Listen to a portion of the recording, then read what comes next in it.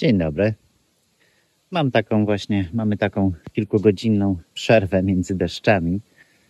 To stwierdziłem, że dokończę czyszczenie stawu z glonów. Ale fajnie dopadało.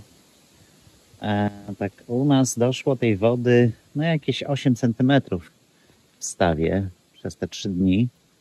Także jakieś 80 litrów na metr kwadratowy spadło. Tu jeszcze mam do wyczyszczenia tą ćwiartkę stawu z glonów, bo znowu namnożyły nam się podczas tych kilku cieplejszych dni. Z tą pierwszym takim atakiem glonów to sobie poradziliśmy zwykłym durszlakiem. Idzie towarzystwo Gulliver z kotem. Gdybyście się wzięli wszyscy do roboty, to by szybciej poszło. A nie tylko pan sitkiem wodę wybiera ze stawu. Nie nabijaj się. W jakimś wierszyku Brzechwy albo Tuwima, kurczę, nie pamiętam. Brzechwy chyba było. Wybierali wodę sitem, a co? Ryb złowiono przytem. Miałaś się kąpać, tak? No, tylko musisz mi wybrać najpierw. Potem co, ja taka zielona wyjdę?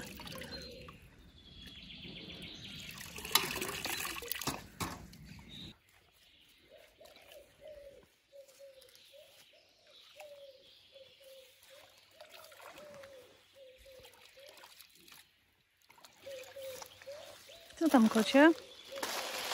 Idziesz pływać?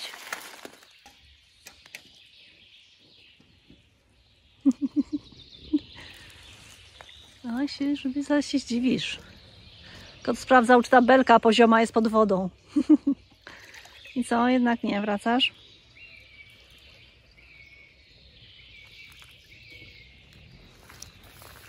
Co tam ciekawego? Co tam ciekawego było? To jest chyba najlepsza metoda, bo rzeczywiście to zadziałało i te glony zupełnie zniknęły.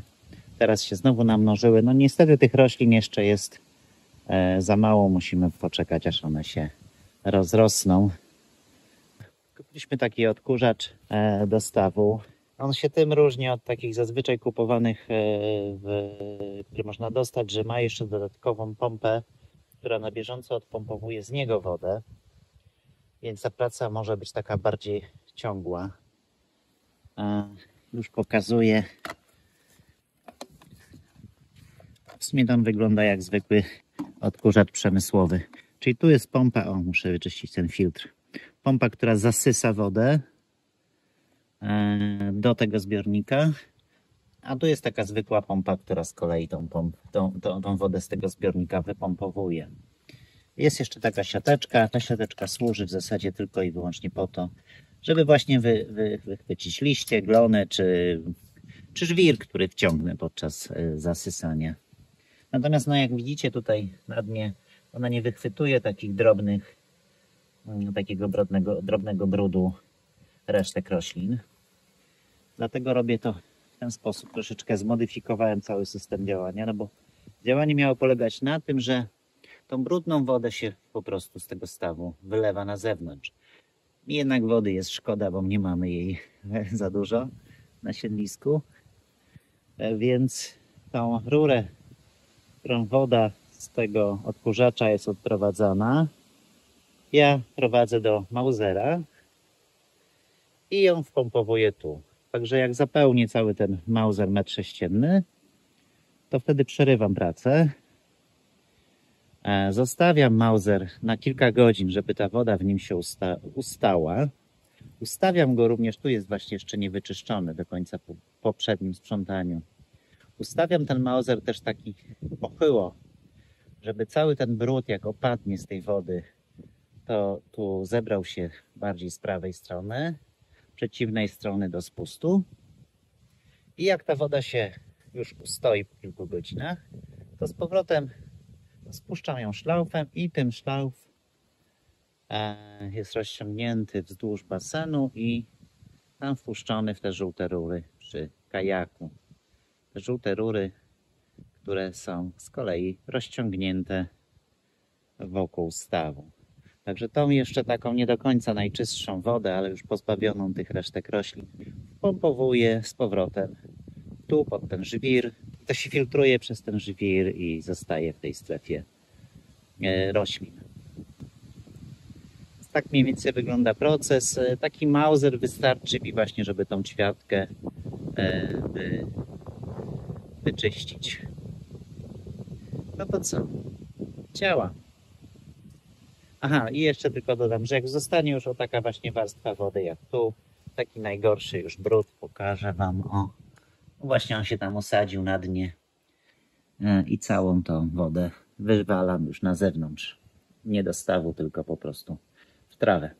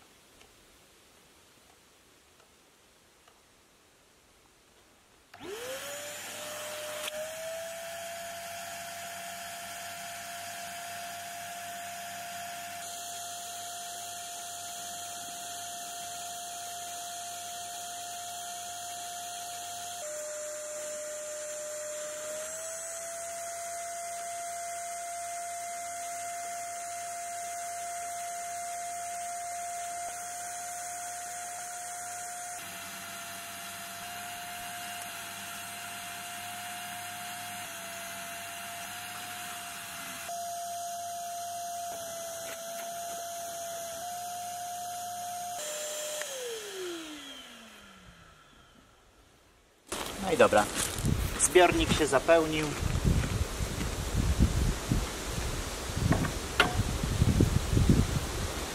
Przerwa w czyszczeniu.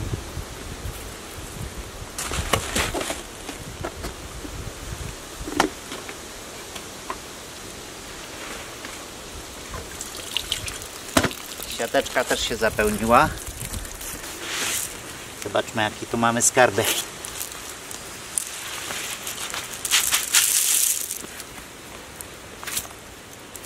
Widzicie, jak pełno różnych robaczków?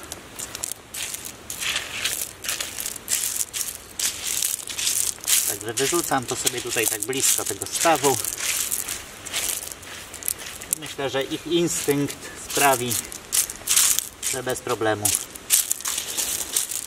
sobie do tego stawu wrócą. Jeżeli tu wciągnąłem jakieś rośliny, o tak jak na przykład tu, to też mogę je odzyskać. A w międzyczasie włączyłem pompę filtrującą. Taką pompę z naszego starego basenu. Ona całkiem nieźle daje radę. Też na razie działa na tej zasadzie, że pobieram wodę tu ze środka, a następnie wpompowuję ją pod żwir. I to dość ładnie z mojego doświadczenia, bo już to kilkukrotnie robiłem, tą wodę filtruję.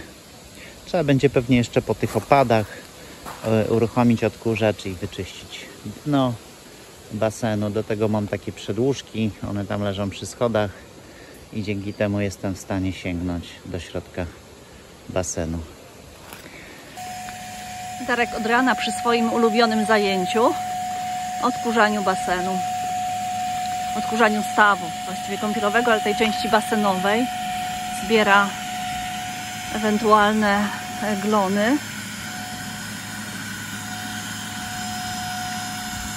Po opadach deszczu wody coraz więcej.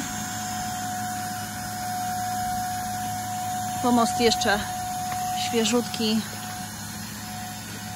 pomarańczowy. Mam nadzieję, że niedługo zrobi się taki ładny, szary, jak tutaj schodki. Także filtrujemy, odkurzamy, mieszamy wodę, żeby była czysta, przejrzysta i przyjemna do kąpieli. Jak Ci idzie, mężu? Powoli, Dobrze, ale dokładnie. to bardzo dobrze. Co tam się wciągnęło? Raz tam się wciągnęła traszka. Dzięki temu wiemy, że mieszka tutaj w naszym stawie traszka. Widzieliśmy też zaskrońca Prawda. i żabę. Co nieprawda? Ja wiedziałem wcześniej, że tu mieszka traszka. A, no podobno. Podobno. Ale jakoś tego... Ile tutaj masz? Patrz, Czemu wyrzucasz akurat w takie miejsce? żeby doszły sobie Aha. zwierzątka. O, na przykład to są chyba larwy. A nie, to nie, co to jest? Żółtobrzeżek. Dlaczego on nie jest No zielony? jest żółte ma. Opsa. O, a to jest na przykład chyba larwa. Tak, to jest larwa Ważki. ważki. Oliver pije wodę. O, następna. Taka malutka, bo widziałam tutaj też takie spore larwy ważki, naprawdę duże. No dobrze, nic chyba. O, tu jeszcze coś rusza. Jeszcze co? Szki. Tu. To? No to widzę, że sobie dojdzie. Tu jeszcze No coś właśnie same dajdą. Okej. Mają instynkt chyba Mają, tu czegoś, jeszcze nie? sobie na brzuszku, na plecach leży. O, Ile tych larw? Tu jeszcze. wasz u nas dostatek. O, A, i ślimaczki takie z taką szpiczastą muszą, te wodne. o. O, co to jest? Hmm. To jest. Nie jest ryba? Czekaj, ja ją łapię ją. Może jakiś cierp albo coś takiego? Jakiś Co się piskusz? Właśnie. A może to kijanka? Nie, trochę za długi ogon na kijankę. Dobra, bo wkładaj do wody. No. Rybek to ja nie chcę tu. A, no tak. Nie, ale to chyba nie Wiesz jest co, to ryba. nie jest ryba. To jest moim zdaniem właśnie traszcz. A, może taka jeszcze forma traszki. Taka No wejdź, kijankowa, bo nie chcę cię uszkodzić. No, No zobacz, ma taki płaski ogonek tu w poprzek, nie? Tak i tak. I A po cię co ten szlauch jeszcze tu jest rozłożony, zielony? bo spuszczam wodę z Mausera. Podstaw. Aha. Znaczy na razie nie spuszczam, czekam. Tu aż jeszcze się w złą ustawi. stronę idzie kapa jakaś. Po co nam tyle ważek? Ważek. Żeby zjadały komary. Szkoda, że nie zjadają much takich końskich, wiecie. Gzów. Także na szczęście może zjadają? te zwierzątka, owady, żyjątka Żyjątka, no. nie uszkadzają podczas tej. Tego odkurzania, no. To ja idę dalej z kawką. Pieski, idziemy dalej?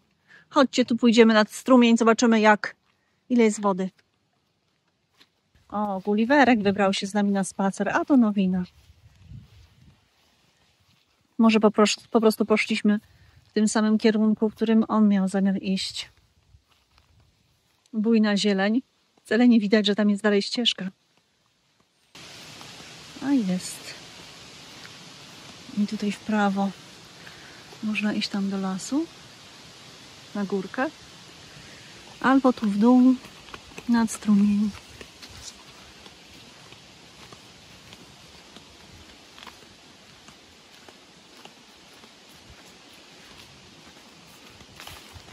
I co malutki? Sporo wody? No troszkę, sączy się dołem, tak?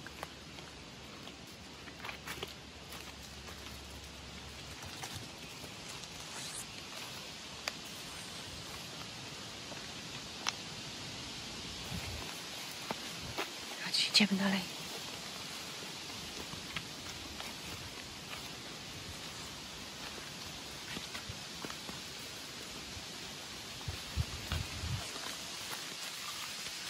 Tu się trzeba troszkę schylić i wychodzimy na naszą wierzbę. zerkniemy sobie jeszcze tu w prawo.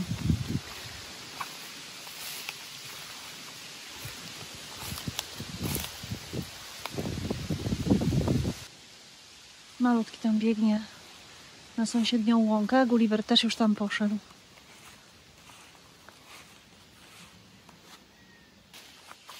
A ja idę na staw.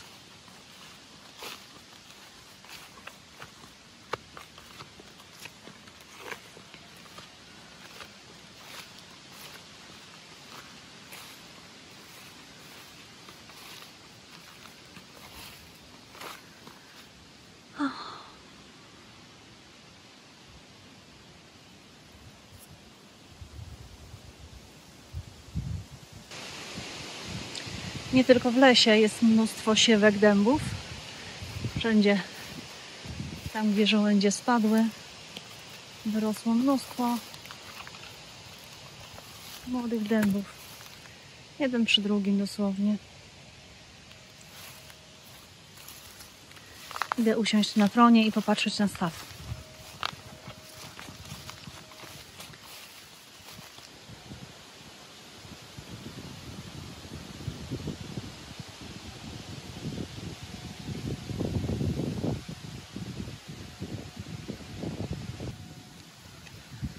Darek skosił część trzciny, żeby otworzył się widok na staw.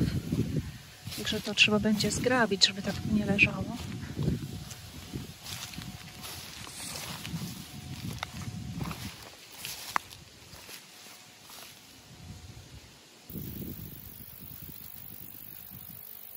Powój polny czy kielisznik zaroślowy. Tak się prezentuje łąka, którą sialiśmy wczesną wiosną na ziemi. No właściwie to jest po prostu czysta glina wykopana z dna stawu. Zazieleniła się, roślinki są bardzo maleńkie. No przez to, że pewnie w tej glinie jest bardzo mało jakichś substancji odżywczych i one tak sobie tu biedują, ale są. Darek skosił trawy, które tu wyrosły bez problemu, i trzciny, które tu też wyrosły bez problemu. Także jest szansa, że w przyszłym roku już ładnie te wszystkie kwiaty zakwitną, urosną i zakwitną. No tak wygląda strumień za mostkiem.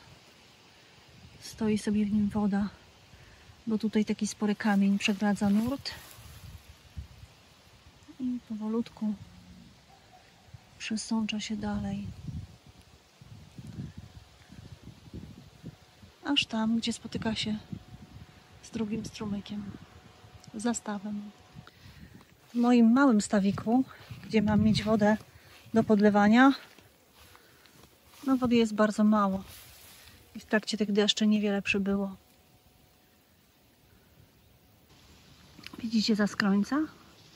Zastygł w ciekawej pozycji. Taki wyprostowany pionowo. Może poluje.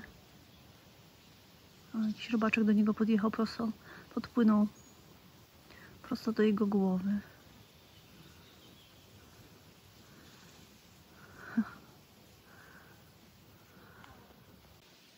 Spójrzcie na to. Co tu się będzie działo?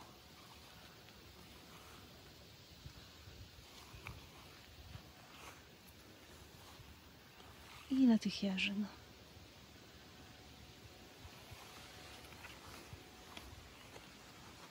Fantastycznie.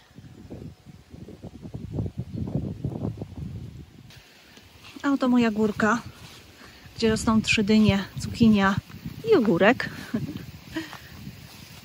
Dynia olbrzymia, Hokkaido i piżmowa oraz cukinię. Już jedną cukinię, taką niedużą, zjedliśmy,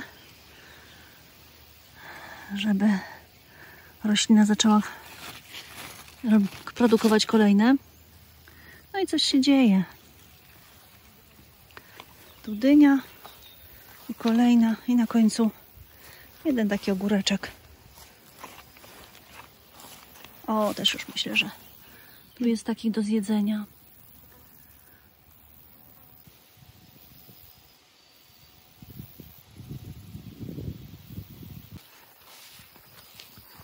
obok naszej łąki z ławeczką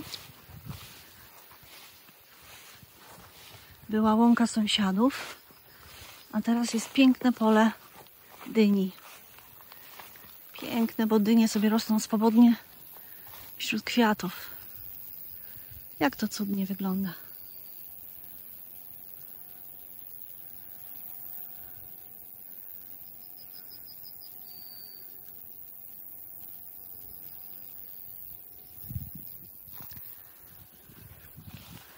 A u nas łąki wykoszone, poza takim sporym fragmentem, który kwitnie nadal. A w nim teraz na pierwszy plan wybiła marchew zwyczajna. Ale jest też piękny różowy ślas. Jest wyka. Są też jest też przymiotno, które troszkę wyrywam, żeby go nie było za dużo. Tu jest chyba jakaś złota koniczyna, to jeszcze sprawdzę, bo nie jestem pewna. O, tu jest ten piękny różowy ślas. W zeszłym roku były może tylko 2 czy 3 egzemplarze. A cykorii podróżnik chyba nie było wcale tutaj. I pojawiła się w tym roku. Przepiękna łąka.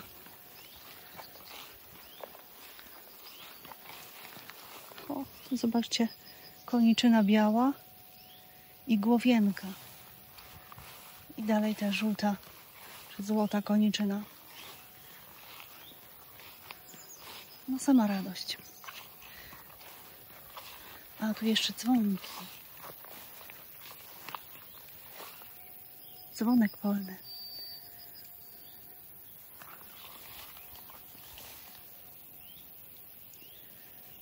Kwiat marchwi.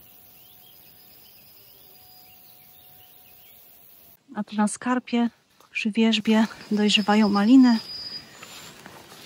i kwitnie wierzbówka, kiprzyca.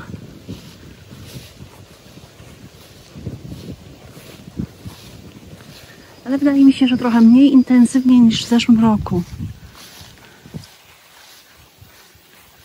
Trzeba tu przyjść z sekatorem i pousuwać tę nawłoć, bo się panoszy. Hej pieski. Dobry pies. Dobry pies.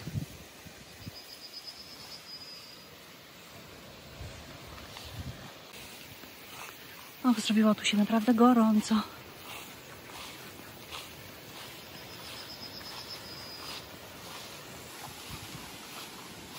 Idziemy. Oliver zaprezentuje, tu jest jeden strumień,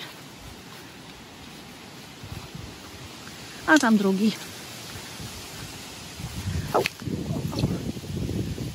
No niewiele wody.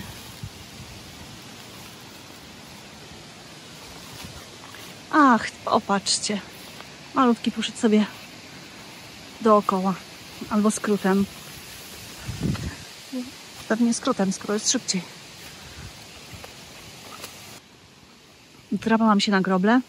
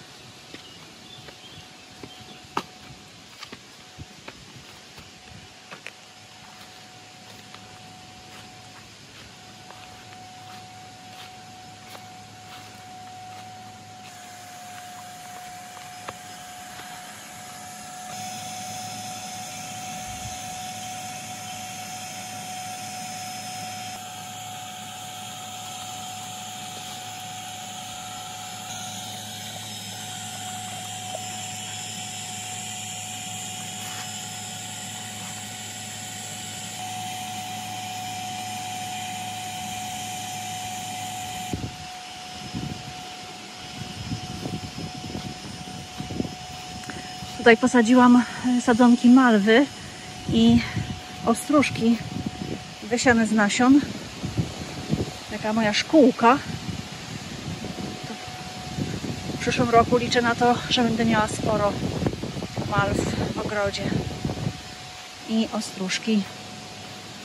Tu jeszcze wsadziłam nasionka słoneczników, ale to jest bardzo mizerna ziemia, to słaba dla słoneczników.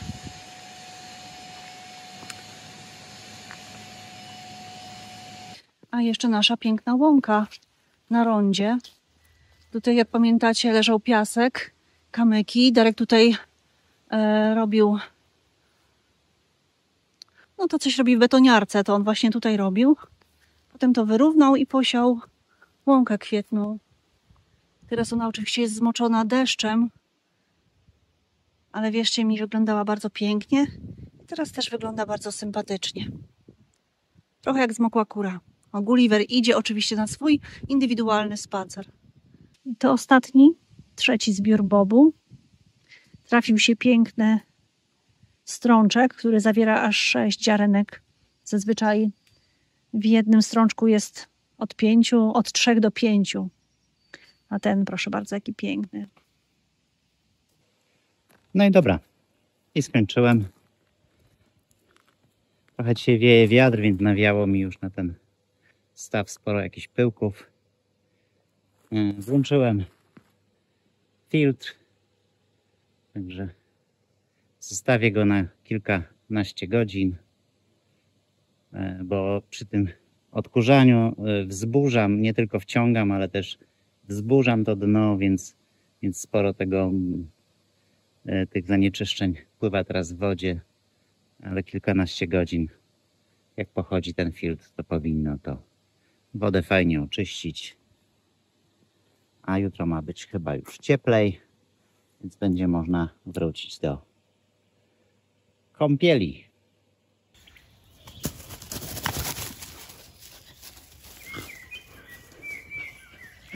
Jak ty wyglądasz? Pani cię kameruje.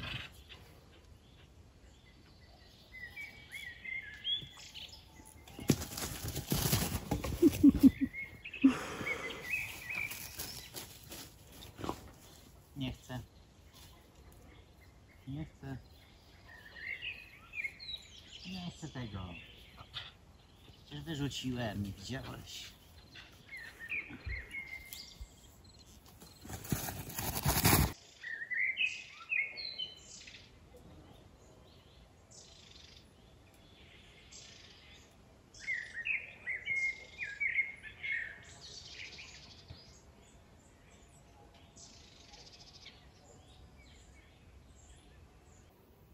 Zapraszam jeszcze do warzywnika. Ostatecznie usunęłam te naparstnice, żeby dać tutaj szansę goździkom, żeby mogły zakwitnąć. Za to pięknie zakwitły malwy. Moje malwy wysiane z nasionka w zeszłym roku już pięknie kwitną.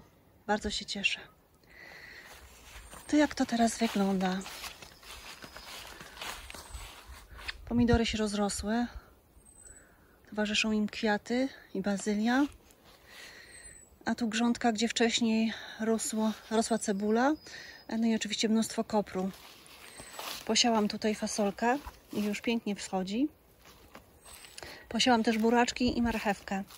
Buraczki już widać, marchewki jeszcze nie. Tylko jeden buraczek zostawiła mi nornica. Zobaczymy, czy ten też zje, czy zostawi dla mnie. A tu jeszcze posadziłam rozsadę pora. Miałam zapomnianą rozsadę, więc ją tutaj wsadziłam. Może do jesieni ten por podrośnie.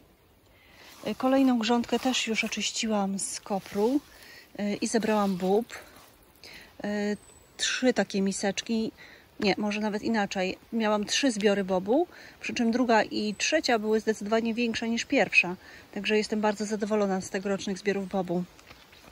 Usunęłam też koper, który rosnął tu z bobem. A tutaj przesadziłam wczoraj wieczorem samosiejki pomidora koktajlowego, ale widzę, że niekoniecznie im tu fajnie. Jakieś takie podwiętnięte. Zobaczymy, może się jeszcze podniosą. Podobnie tutaj, gdzie gdzie rósł czosnek. Przesadziłam też samosiejki pomidorka koktajlowego. Te lepiej, bo te już dużo wcześniej przesadziłam. I tu jeszcze mam 2. A tu dosiana marchewka jako tako wygląda. Groszek też już pomału zjadamy i trzeba będzie likwidować. Tu mamy jeszcze pietruszkę naciową. A, tu jeszcze zapomniałam wspomnieć o sałatach. Jest dębolistna i jakieś takie jeszcze 2 odmiany. To jest chyba lodowa. Jest trochę rukoli. Także sałatki jeszcze możemy sobie zjadać. I ostatnia grządka, ogórki. Te małe sadzoneczki to są te, które wsadzałam ze 3 tygodnie temu. Wyglądają chyba gorzej niż wyglądały jeszcze w doniczkach. Ale najpierw było bardzo gorąco, potem było zimno i deszczowo. Ale już jemy ogórki z tych sadzonek i z tych sadzonek. Tu w 7 donicach mam papryki. Już są całkiem spore.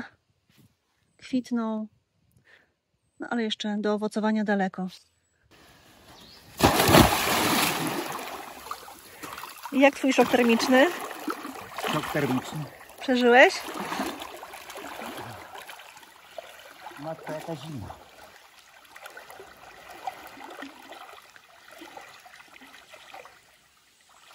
Ta zima. Tu na wescie.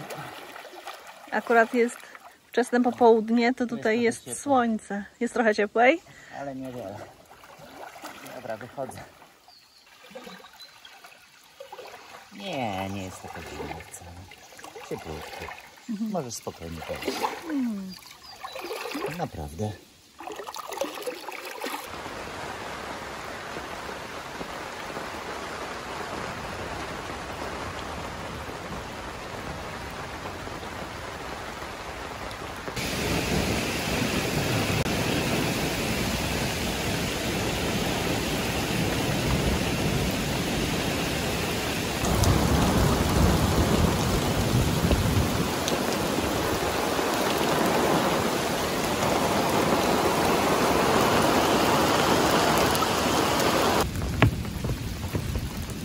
Już prawie nie pada.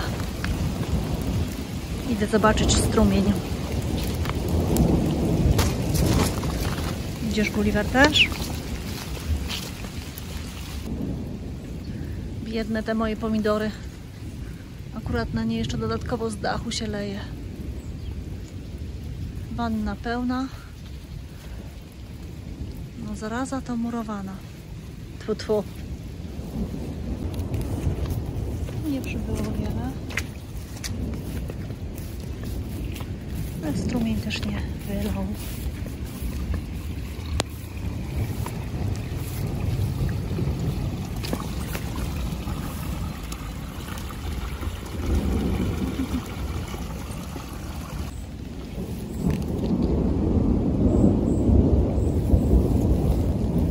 Tu płynie.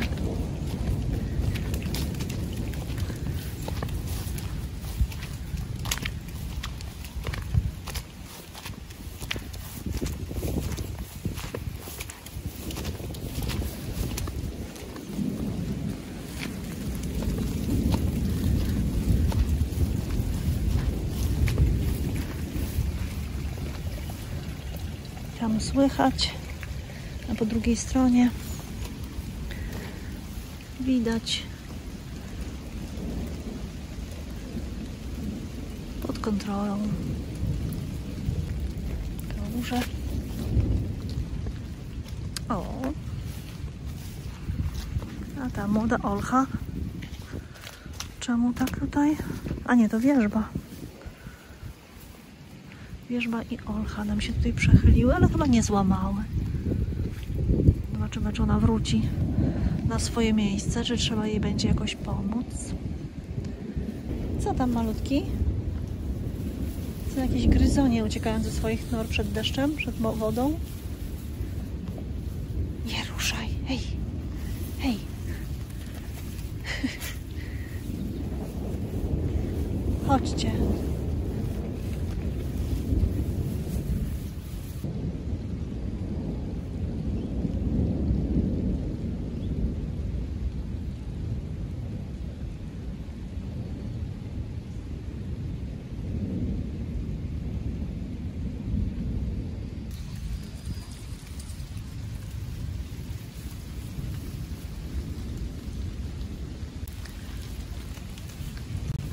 Burza jeszcze grzmi w oddali, a u nas już ciepło i słonecznie.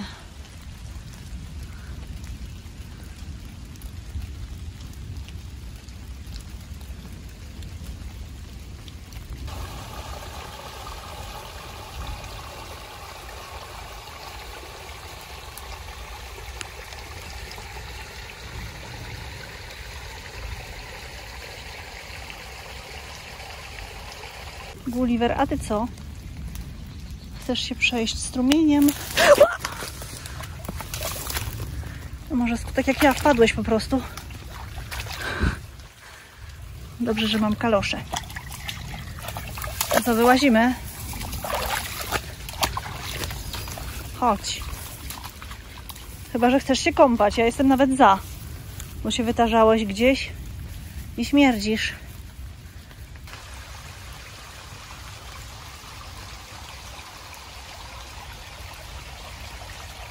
Woda oczywiście mętna, jak to po burzy.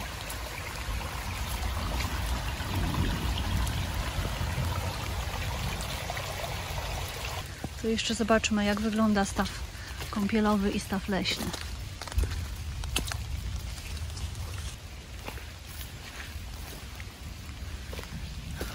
Tak to wygląda.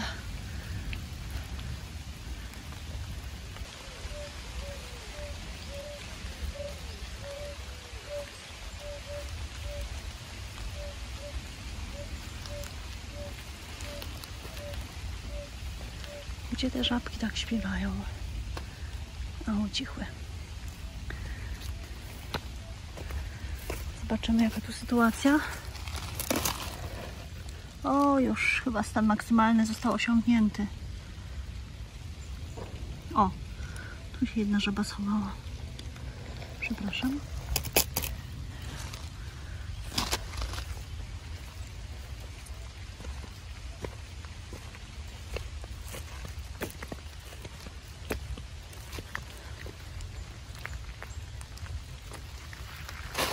Czemu to takie zamulone? Chyba spłynął brudek z kamieni i nam tak zamulił staw. Ale nieładnie. O kurczę. Stąd ta glina spłynęła.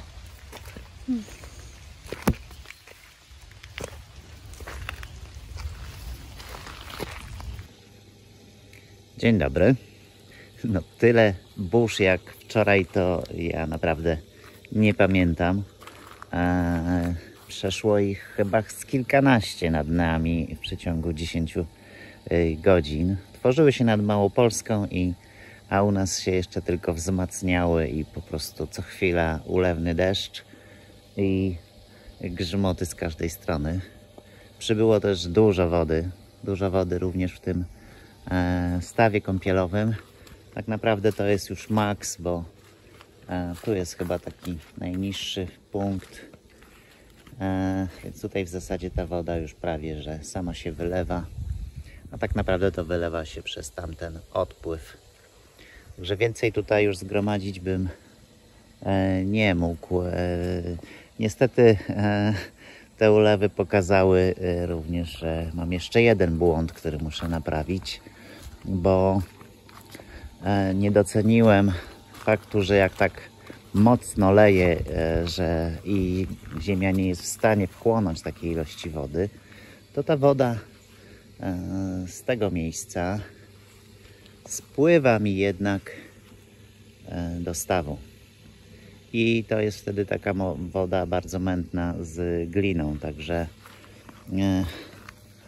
moje czyszczenie na niewiele się zdało. Znaczy, okej. Teraz tylko muszę jeszcze raz to poprawić w kilku miejscach, bo trochę zebrało się już tutaj na dnie takiej glinki. Filtruję tą wodę i pewnie za kilkanaście godzin będzie znowu przejrzysta. Natomiast no, muszę tutaj zrobić jakiś rowek i odprowadzenie, tak żeby ta woda z tego miejsca i również stąd nie wpadała tu do stawu, tylko szła tu bokiem i tam w dół. Na razie zrobię go chyba jakoś tak prowizorycznie, a cały czas jeszcze przede mną następny etap tego stawu, rozbudowy tego stawu, czyli zrobienie jakiejś porządnej filtracji. Tak chodzi mi po głowie, żeby tu, gdzie ta przyczepka, w tym miejscu, zrobić taki mini staw całościowo o wymiarach 2 na 2 metry, nie za głęboki, wypełniony też jakimś złożem filtrującym. A potem tu bokiem tej małej skarpy, tu gdzie jest to odwodnienie, na tym odwodnieniu zrobić taki mały strumień, który później wpadałby gdzieś w tym miejscu, jak ten kajak z powrotem do stawu. Czyli tą wodę, tą chyba zresztą pompą, bo ona całkiem dobrze działa, pompowałbym z basenu tu do tego stawiku, a następnie z tego stawu ona by sobie do tego basenu wracała i po drodze się czyściła. Tutaj też byłoby sporo roślin, jak również w tej części tego strumienia też byłoby sporo roślin, które by tą wodę filtrowały, a zrobiłbym również takie stopnie, no bo tu jest całkiem spory spadek, takie stopnie, na których wszelkie jakieś nieczystości mogłyby się zatrzymywać, a które ja mógłbym co jakiś czas po prostu wyczyścić. No, zobaczymy. Na koniec filmu chciałem jeszcze poruszyć 2 tematy. Pierwszy to Was przeprosić za tak długą przerwę, jak i niestety powiedzieć, że w najbliższym czasie jeszcze nie będziemy regularnie publikowali filmów. Mamy trochę inną sprawę niezwiązaną z siedliskiem, którą musimy dokończyć i która zabiera nam trochę czasu. Także liczę, że za jakieś pewnie miesiąc, 2 wrócimy już do takich cotygodniowych filmów, a w tym okresie będzie to troszeczkę przerywane i odcinki nie będą pojawiały się regularnie. A druga rzecz to jest dla osób, które oglądają nas z zagranicy. Chciałem po prostu powiedzieć, że YouTube testuje ostatnio nową funkcjonalność i sztuczna inteligencja robi dubbing do naszych filmów. To jest zupełnie od nas niezależne i niestety ten dubbing jest no, takiej wersji testowej dość słabej jakości. Także jeżeli chcecie to oglądać w starej wersji, to sprawdźcie w ustawieniach do filmu, czy po prostu nie macie z automatu ustawionego dubbingu. Można go przestawić na język polski i włączyć napisy, które ja poprawiam, więc ta treść tego, co mówimy, jest dużo lepszej jakości. A z naszej strony to już wszystko. Bardzo dziękujemy za oglądanie. A jeśli się Wam podobało, to dajcie dyla. Dziękujemy i dobranoc.